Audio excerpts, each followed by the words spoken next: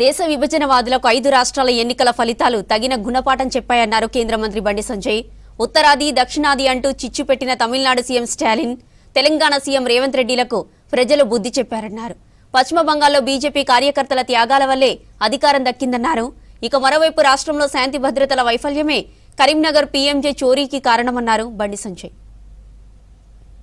దక్షిణాది రాష్ట్రాలు, ఉత్తరాది రాష్ట్రాలు, ఈ రాష్ట్రము ఆ రాష్ట్రము, ఈ ప్రాంతము ఆ ప్రాంతం అని చెప్పి దేశ ప్రజల లోపల ఒక విభజన కోడాలు నింపే ప్రయత్నం చేసినటువంటి, దేశ ప్రజల లోపల అయోమయం సృష్టించే ప్రయత్నం చేసినటువంటి తమిళనాడు స్టాలిన్ గారికి ఇలా దేశ ప్రజలు గుణపాఠం చెప్పారు. పాపం రాష్ట్ర ముఖ్యమంత్రి ఏడికైనా ఒకటే. ఇవాళ ఏమైంది? ఇవాళ బెంగాల్లో మేము గెలిచే అవకాశాలు ఎక్కువ ఉన్నాయి, పాండిచ్చేరిలో మేము గెలిచే అవకాశాలు ఎక్కువ ఉన్నాయి, అస్సాంలో వారు వంచే లెక్కనే ఫలితాలు వస్తున్నాయి. ఇవాళ కేరళలో ఆ కమ్యూనిస్ట్ ప్రభుత్వం 3 సార్లు 2 సార్లు అయింది కాబట్టి ప్రజా వ్యతిరేకత ఉంది కాబట్టి అది గుడ్డిలో మీరు గెలిచే ప్రయత్నం గెలుస్తున్నారు కావచ్చు, అంతే. ఆ పన్నెండు సీట్లు దేశంలో కాంగ్రెస్ పార్టీ ఇక్కడ రాజుగా రాసి పెట్టుకోరు.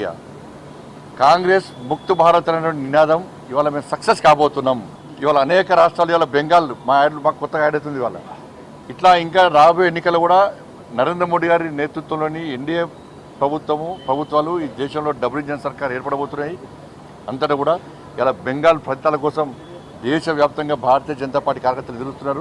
ఈ ఫలితాలు బట్టిగా దాదాపు అనేక మంది కార్యకర్తలు బలిదానం అయిపోయారు. బంగ్లాదేశ్ గుండాల చేతుల మా కార్యకర్తలు బలిదానం అయిపోయారు, మా కార్యకర్తల కుటుంబాలు బలైపోయినాయి. దాన్ని దృష్టిలో ఉంచుకొని ఇటీవల బెంగాల్ గెలవాలి, పశ్చిమ బెంగాల్ గెలవాలని ఒక ఆతృతతోని ఇలా ఫలితాల కోసం అన్ని తారుమారవుతున్నాయి, ఫలితాలన్నీ తారుమారవుతున్నాయి.